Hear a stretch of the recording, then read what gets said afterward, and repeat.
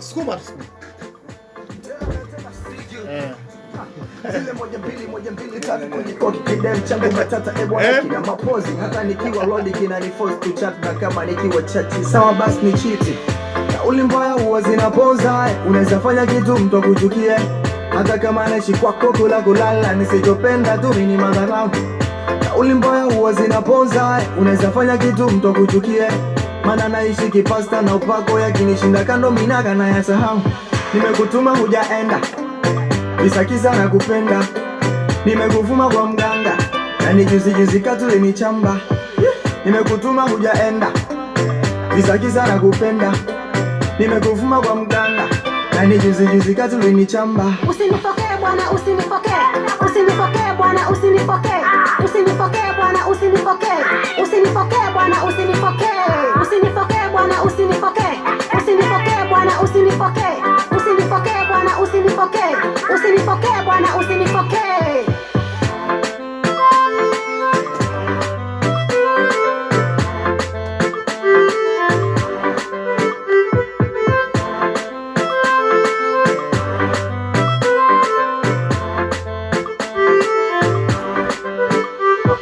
kama balaa zito hili ndo balaa zito kataka yeye ndo maana katoa zigo baba mkaje mwanao Msodoka ni kazi ambayo kama nakumbuka mara ya mwisho tulitambulisha hapa kazi kiitwa Usinifokee. Yes.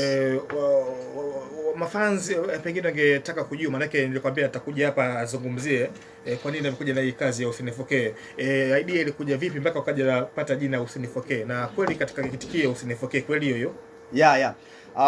Of course idea yani ilikuja from nowhere yani nilijikuta tu yani nashangaa kama ulivurugwa hivi.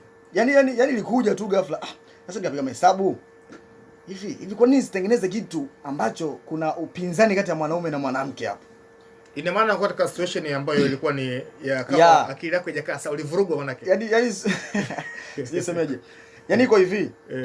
Idea ilikuja from nowhere lakini sasa baada ya kupiga mahesabu nyimbo ilitakiwa kwanza mwanamke ndo aanze kuimba kabisa verse. Mimi niimbe verse na chorus lakini tulifanya mabadiliko studio wakati wa mixing.